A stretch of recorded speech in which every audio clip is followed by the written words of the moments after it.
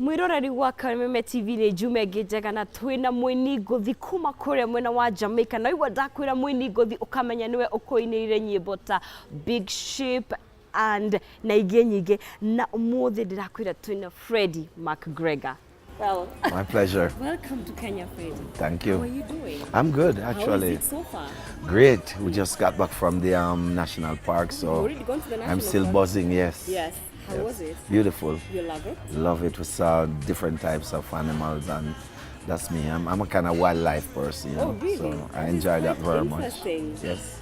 When I heard you were coming, I was a bit shocked because you've been doing music for a very long time. You've toured the world, but you've never come to perform in Kenya. And you know, it's mind-boggling because I always wondered to myself, why haven't I been to Kenya yet? Exactly. Why? And, Tell me. I don't know. I guess the Father has this thing worked out. Yes. And when the timing is right, it was going to happen. Yes. And then we had Ed Cornerstone Entertainment, Yes. which came through and decided they were going to do it. And I have to say, big respect. Yeah. Jamhuri Reggae Festival, we talked about it.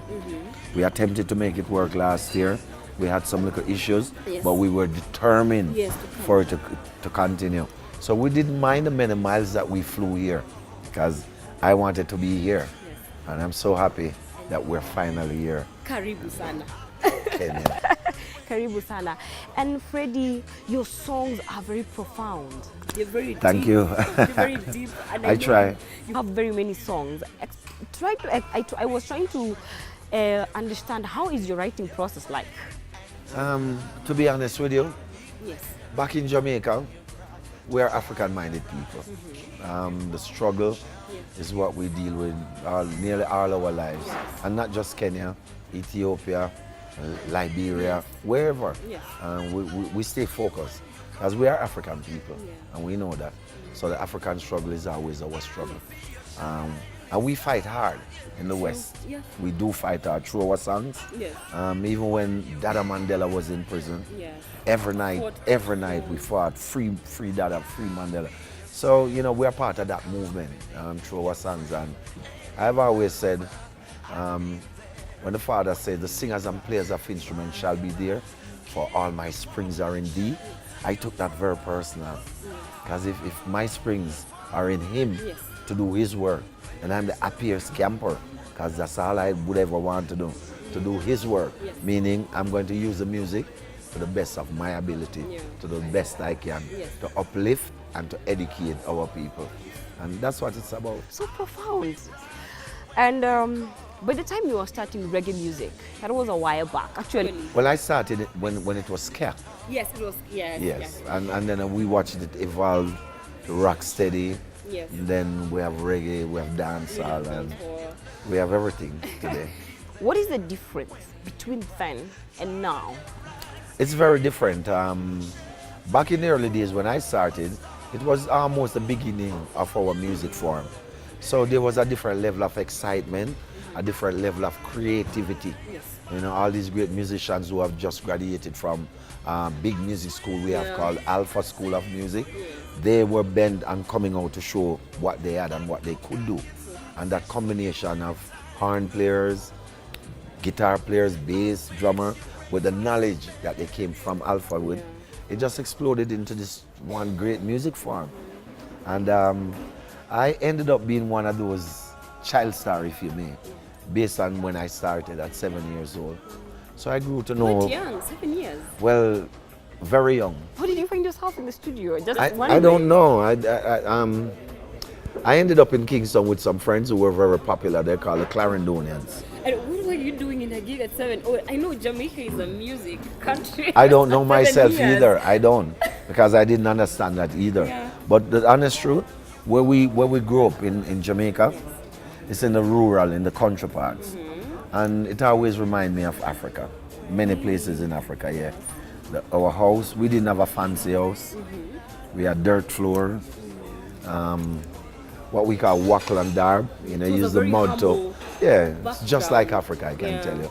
So I always wanted a way to help my mother, who had 8 children, and wasn't sure how it was going to work out. What number I'm the youngest of 8, Wow. yes. And so in my community, all we have is sugar cane and sugar factories. So when the chance came for me to go to Kingston, I wouldn't have didn't look passed. back. No, it was like going to New York. So I wouldn't pass up on that for anything. Yeah. Didn't know what I was going to. To do, yeah. But I went, I followed the spirit, Yeah. and I went. And as it turned out, it works For the perfectly for better. me. Yes, so I just humble my spirit and try to learn as I go along. Learn. I mean, it's a long tradition, and most of what I could say to you is going to be in my book. Oh, As really? You have a I'm book putting coming together out? a book When about is it my coming life out? and reggae's history. We want to complete that book for this year. This year? So hopefully by the end of this year, I will have my book I to cannot tell wait. that I story. cannot wait to read it. I know. You've toured the world in many places. Yes. You have extensive experience when it comes to music. When I was reading, I saw that professionalism is one thing that you really hold high. I didn't know you know so much about me either. But what other things apart from professionalism that has kept you rooted and in the game? Commitment. Yes. Commitment to the arts. Yes. And commitment to self. Yes. Commitment to the struggle. Yes. Because we can't leave the struggle out of it. I'll give you an example. In Jamaica, we used to watch on TV when apartheid took hold of South Africa. Yes. And we saw the pain, the agony, the struggle. We looked at the TVs in England and we see the same situation, the same brutality against our people. And we take that serious and personal. And those are some of the things that bring out certain lyrical contents out of us too. Because we're trying to fight against that system and we're trying to make our voices heard. And we're trying to make sure that the people who are suppressed and oppressed have a voice through us. So, you know, some people take it more seriously than some, I think. But Marley, he went on a campaign definitely to expose evil and to talk to the people, the real people. And that's what we try to do as well. So it's a strong commitment that we never flinch, we never give up on. And we just continue. As for me personally, I love Africans so much. Come live in Kenya. No, We can accommodate. you see, sometimes you have to be careful for the things you ask for because they may just happen. And I always say that. I always say that to myself. So I think one day it's going to be a reality. I know. You'll be performing for us. I love the mangoes here. We have nice mangoes in Jamaica. Sugarcane is one of my favorite things. We have everything here that we need, that we're accustomed to in Jamaica. But Kenya is such a beautiful country otherwise, and the people, just so great, beautiful people here. And culturally, I'm really impressed that people really try to maintain as much of their culture as possible. We just have to talk to the younger generation and get them to understand what it means to uphold your responsibility as a native of your country, you know, and how to move forward and having the vision to be what I'd say an assistance. Because you see, a lot of us are out there in the West, and I think a lot of people love Africa, but not seeing it firsthand makes a difference. Because yesterday I went to this village and I saw firsthand how much could be done for that village. People doesn't always have to live in those situations, but it does take some concerted effort on South, because we can shed the world of poverty, and we know that for sure. And before we talk about your big concerts at KICC, there are people, young people who look up to you, upcoming reggae artists who look up to you. Have you made some mistakes in the journey that you tell them to avoid, and what would you tell them? I would tell them to, especially as it relates to music, there are a couple of things you need to do. Having the talent is one, but that's not all. Preach, yes. So having the talent is great, but you also have to understand the business that you're in. Music business. Yes, because it's music, business. Yes. Yes. Music, business. So I'm appealing to all the upcoming entertainers all across the continent to make sure there's a reason why God creates lawyers. Sometimes in Jamaica we refer to them as liars, but they play an important role just the same. Yes. And they go to school and they study how to read contracts, where a lot of us haven't had that opportunity. So we rely on them to help us to do the right things. Just singing music is not enough. One of my things always as a youth coming up, I always wanted to have control I wanted to have control over my work. Sometimes I do a song, it becomes popular, it's not on my label. I'm saying, wow, I wish that one was on my label. But you just have to keep fighting and keep making until you make some good ones for your label also, because you need to maintain what you own.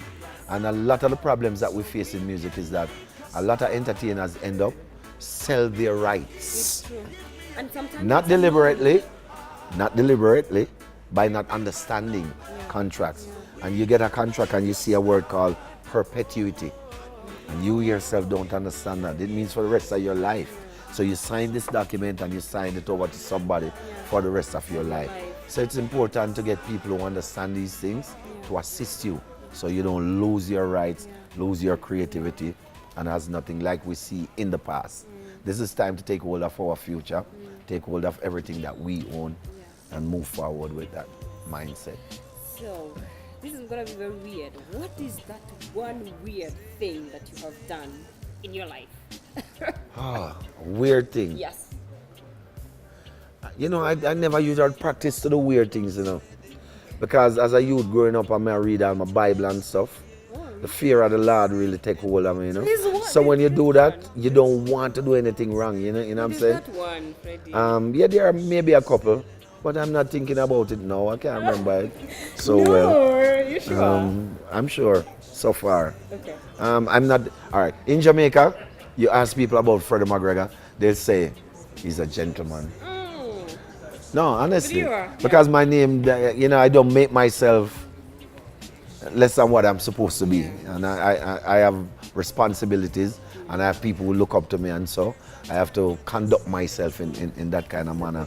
And we are teachers for the younger generation too, so we always have to be careful that we say the right things, do the right things, because a lot of people look to us to do the right things. So I don't find myself doing much of weird things, but I'm still trying to think of what may be one of the weird things that I've done. And I'm not remembering it. KICC Saturday. Yes. Tell us about it. As a matter of fact, the thing that that interests me most now is to actually go and see what the venue looks like. Oh. Because I tell you something, when you arrive in any country, any city for a concert, one of the things you always want to do mostly is to see where you're going to be.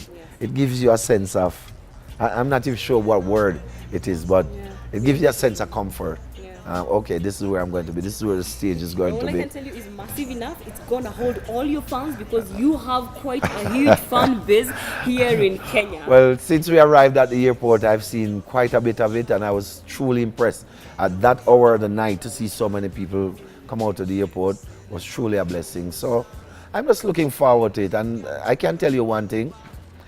What brings me here is the love of the people. And the fact that the people love our music. It's not an easy thing to travel so many miles to go to any place.